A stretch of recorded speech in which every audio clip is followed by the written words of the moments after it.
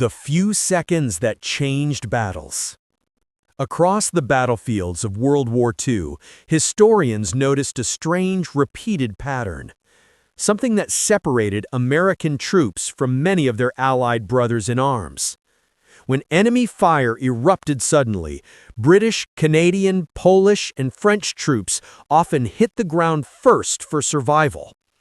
But American infantry? They did something that shocked Axis soldiers again and again. They counterattacked immediately. Why? Was it training? Personality? The American culture of aggression? Or was it something about their officers, weapons, or battlefield doctrine? To understand, we have to return to the blood-soaked soil of North Africa, the hedgerows of Normandy, the mountains of Italy, and the frozen forests of the Ardennes. Because instinct, the first 5 seconds of a firefight, is not born on the battlefield. It is created long before a soldier ever sees an enemy. Cut to title. Why Americans counterattacked immediately while other allies took cover first. The training that forced aggression. Most Allied armies entered World War II with doctrines shaped by World War I trench warfare. Survive the first hit, find cover, wait for orders. But the United States had a completely different philosophy. Fire and movement wins the fight. Gain fire superiority. Overwhelm, don't hide. From the moment American recruits arrived at boot camp, they were taught one thing above all else. When fired upon, fire back harder. American instructors shouted, "Get up! Close the distance! Move, don't freeze! Fire, advance, fire, advance!" In practice ranges, recruits weren't allowed to stay prone under simulated fire for long. They were forced to rise, sprint between foxholes, fire on the move, and attack enemy positions, even when every instinct said to stay down. British and Canadian recruits were taught to survive the first hit. American recruits were taught to answer the first hit with violence. Section 2. Culture, a country built on aggression. America's frontier legacy shaped its soldiers. Generations raised on aggressive sports, hunting from youth, personal firearms, individual initiative, stand-your-ground philosophy, and a culture that celebrated bold action over cautious waiting. When German officers wrote reports about Americans, one line appears over and over. Americans attack even when logic says they should retreat. To the Wehrmacht, this was either madness or terrifying. U.S. officers younger, bolder, riskier. American platoons were often led by young lieutenants aged 20 to 24, far younger than British or Canadian officers. These young officers were trained to take immediate initiative, use aggression to unsettle the enemy, prioritize momentum over caution. One U.S. Ranger officer said, "The moment the enemy shoots, he has revealed his position. That is the moment to kill him, not hide from him." This philosophy made American units shockingly fast in close-range engagements. Weapons that encouraged counterattacks. American infantry carried weapons designed specifically for aggressive movement. M1 Garand, semi-automatic rifle, fired faster than British bolt actions, allowed immediate return fire, enabled suppressive fire without machine guns. BAR, Browning automatic rifle, portable automatic fire, perfect for fire and maneuver. Thompson and M3 SMGs, ideal for close-range assaults. While other Allied nations waited for heavy machine guns to be positioned, American squads already had suppressive capability. This is critical. Weapons shape behavior. American weapons encouraged instant aggression. America's doctrine: counterattack before the enemy expects it.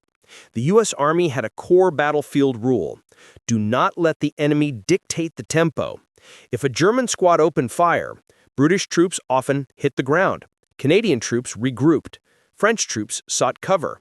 Polish troops repositioned. But American squads, they reacted like a hammer.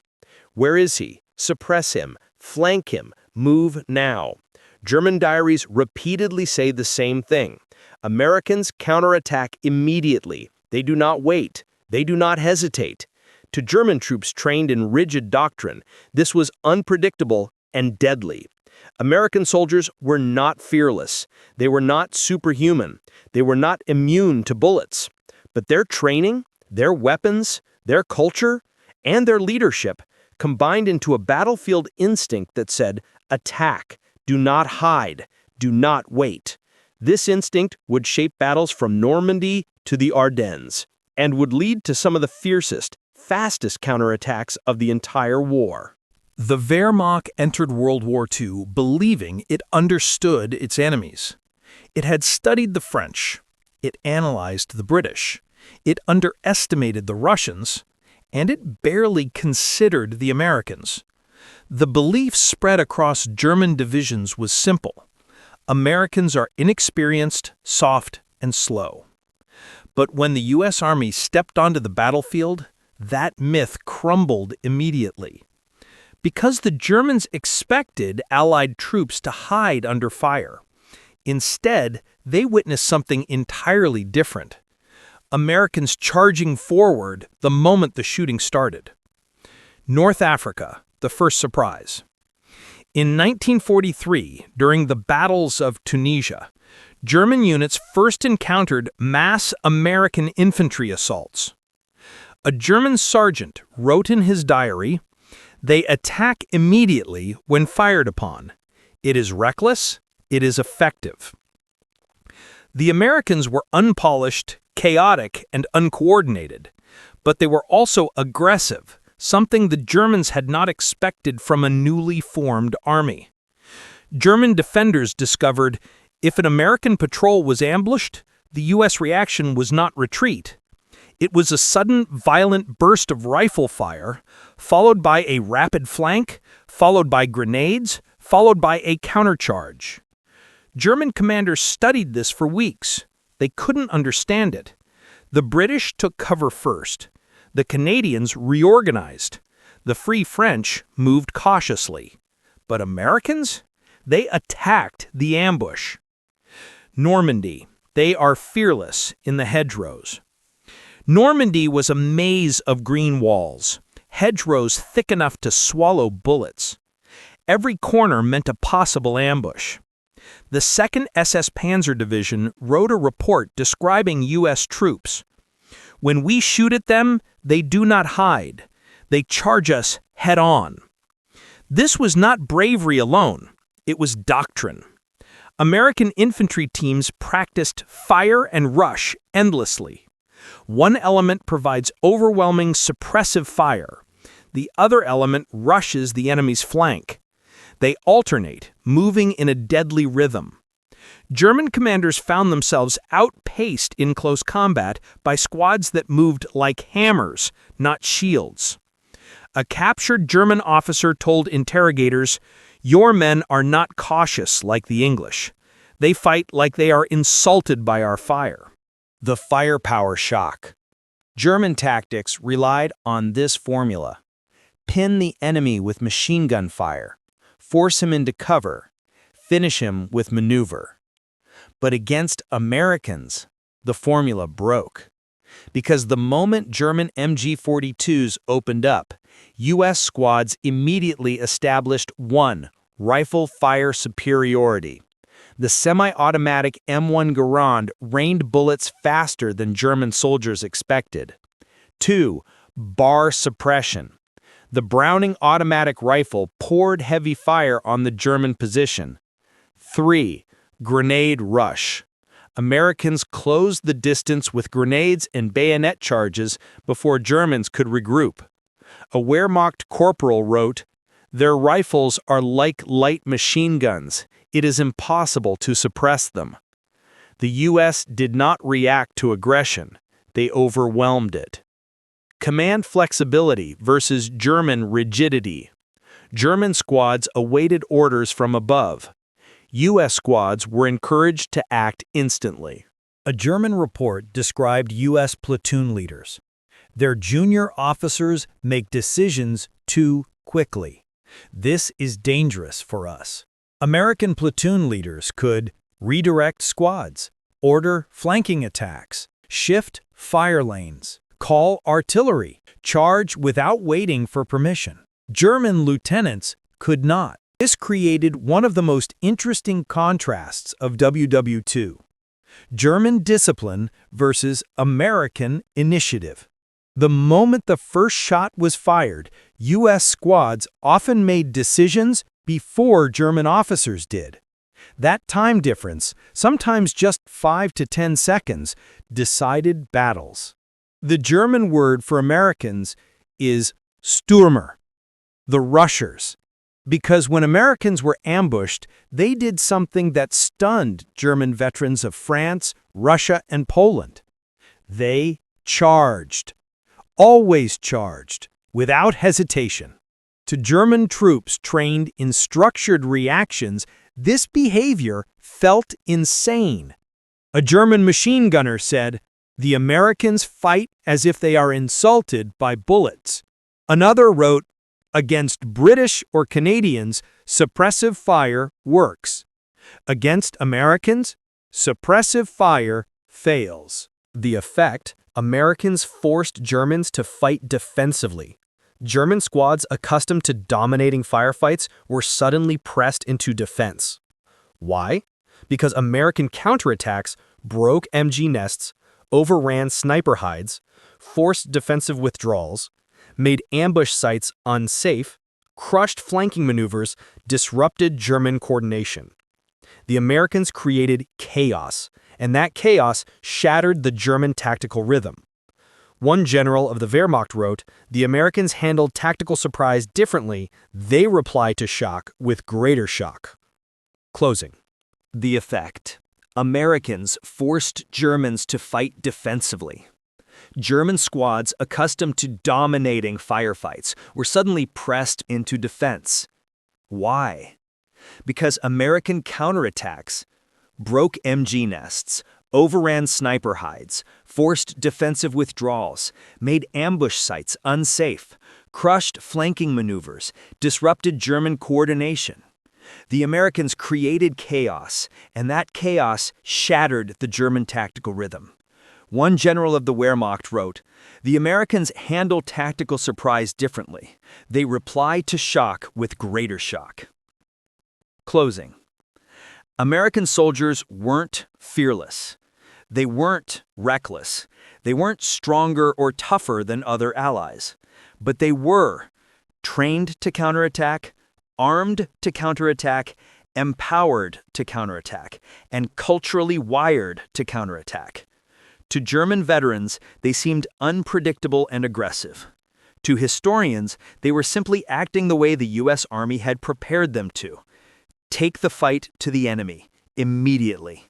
Why other allies took cover first. Every army trains its soldiers for the same goal: stay alive and defeat the enemy. But the way soldiers learn to survive shapes their behavior when bullets start flying. In World War II, American troops gained a reputation for immediate counterattacks. Other Allied armies, British, Canadian, French, Polish, often reacted differently. They took cover first. They paused. They assessed. They waited for coordinated orders. Why? The answer lies in doctrine, culture, weapons, training, and scars from previous wars. The shadow of World War I. To understand WWII behavior, you must understand the ghosts of WWI. British and Canadian military doctrine grew from the blood-soaked trenches of the Somme, Ypres, and Passchendaele, battles where standing up meant instant death. Machine guns scythed down waves of men. Charging forward blindly was suicide. Taking cover was survival. This mindset remained deeply embedded in Allied armies through WWII. British training manuals repeated, "When fired upon, seek cover immediately." It wasn't cowardice, it was trauma turned doctrine.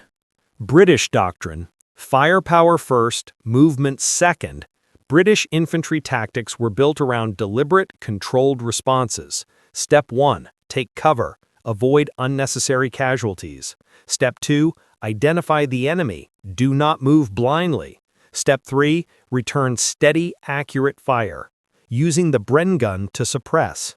Step 4, maneuver slowly and safely, only when fire superiority was certain. They believed in methodical violence, not instant aggression. British veterans often said, "A living soldier behind cover is more useful than a dead hero in the open." This doctrine saved lives, but sometimes it cost time. Canadian and Polish forces, discipline over instinct. Canadian infantry were some of the toughest fighters in World War II, but they were trained with strict discipline and cautious movement. Their manuals echoed the British model. Hit the ground first, locate the threat, organize return fire. Polish forces, though incredibly brave, often faced shortages of automatic weapons and relied heavily on bolt-action rifles, limited machine guns, and careful fire discipline. Their initial instinct was defensive by necessity.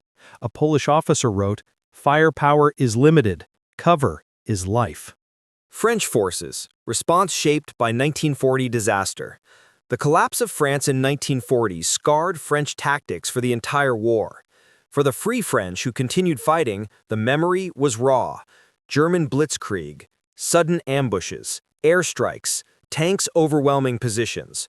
French infantry were taught to absorb the first blow, stabilize, then respond. Their philosophy? Survive the shock, then counter. This created an instinct of immediate cover, not immediate counterattack. Equipment that encouraged defense. While Americans carried weapons built for aggressive fire and movement, many Allied armies lacked similar firepower in individual squads. British and Canadian rifle. Lee-Enfield bolt action. Accurate, powerful, but slower rate of fire. British Bren LMG. Amazing reliability, but only one per squad. French MAS 36 rifles. Bolt action, slow response under sudden fire. Polish VZ-29 rifles. Bolt action, similar limitation.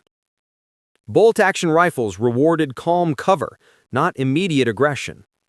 If a German MG-42 opened fire, it was smarter for a bolt action rifleman to stay down, aim carefully, wait for Bren or LMG support, rather than sprint into gunfire.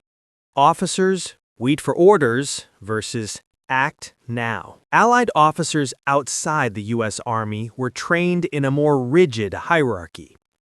British officers were taught, don't improvise recklessly, maintain control, minimize casualties before movement. Canadian and Commonwealth officers followed similar principles. In contrast, American officers were expected to make battlefield decisions without waiting. This difference created extremely different instinctive responses. The Allied advantage. Discipline saves lives. It's important to understand, taking cover was not cowardice. It was a survival tactic. This approach actually excelled in defensive positions, holding ground, long-range engagements, coordinated fire and maneuver, battles requiring strict formation discipline. British and Commonwealth troops were feared for their patience, precision, iron discipline under fire. And their Bren gunners were legendary for reliability and accuracy. American aggression broke the enemy.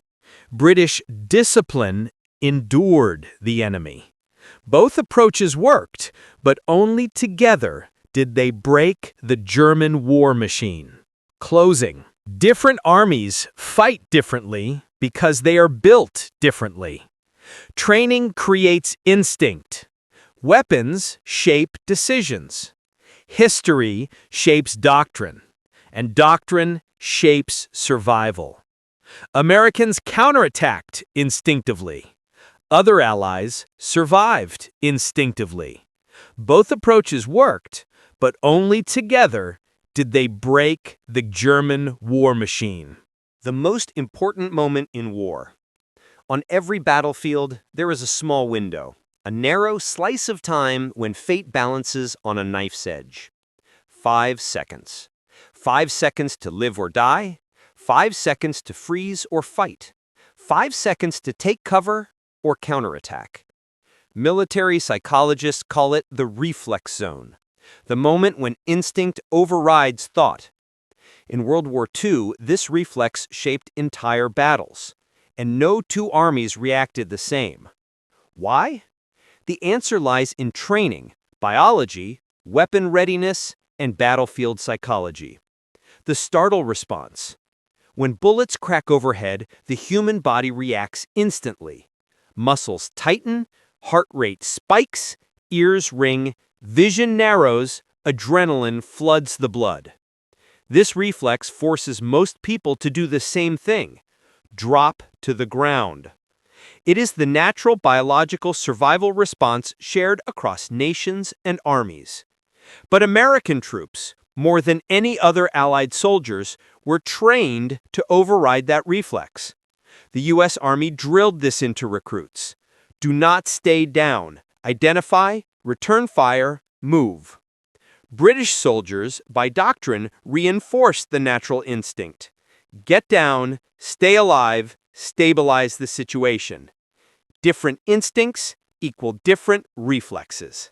Training rewires the brain. In American boot camps, instructors ran live-fire courses where bullets snapped overhead. Recruits were forced to crawl, sprint, and fire back, not hide. They practiced charging through machine gun fire gaps, rushing to suppress enemy positions, advancing while shooting, firing on the move, grenading simulated bunkers. This wasn't random brutality, it was psychology. The U.S. Army deliberately reprogrammed the fight-or-flight response. Remove freeze, remove flight. Reinforce fight. In contrast, British, Canadian, and Commonwealth boot camps emphasized cover, concealment, controlled fire discipline, cohesive unit movement, patience under fire. Both systems were intelligent, but they built different reflexes. The weapons ready first effect. Another factor shaped reflex response: weapon readiness. U.S. Americans used M1 Garand, semi-auto, EMF BAR, automatic, SMGs. One trigger pull equaled immediate fire. UK, Canada, Poland, and France. Main weapon, bolt-action rifles. One shot equals lift bolt, chamber, aim, fire again. This meant U.S. troops could return fire instantly. Other allies often needed 1 to 2 seconds longer. 1 to 2 seconds on a battlefield can feel like eternity. American squads often gained fire superiority before the ambushers expected it. A Wehrmacht officer wrote, "Their rifles break the ambush." Chaos versus control. Two different philosophies. Different armies value different battlefield behaviors. American reflex philosophy. Break the enemy's momentum immediately. If the enemy ambushed, overwhelm, blitz, counterattack at once, create shock. British, Canadian, Polish, French Allied reflex philosophy. Control the situation before attacking. If the enemy ambushed, take cover, secure position, coordinate counterfire, advance cautiously. Neither side was wrong. Both methods worked, but they created drastically different first 5 seconds. Ambush breakers versus ambush survivors. U.S. troops, ambush breakers, rush enemy flanks, fire aggressively, advance under fire, close distance fast, psychologically countershock the enemy. British, Commonwealth, ambush survivors, minimize casualties, maintain cohesion, stabilize line, bring Bren gun into action, use structured response. Example battlefield psychology. American reflex, shoot back now. British reflex, stay alive now.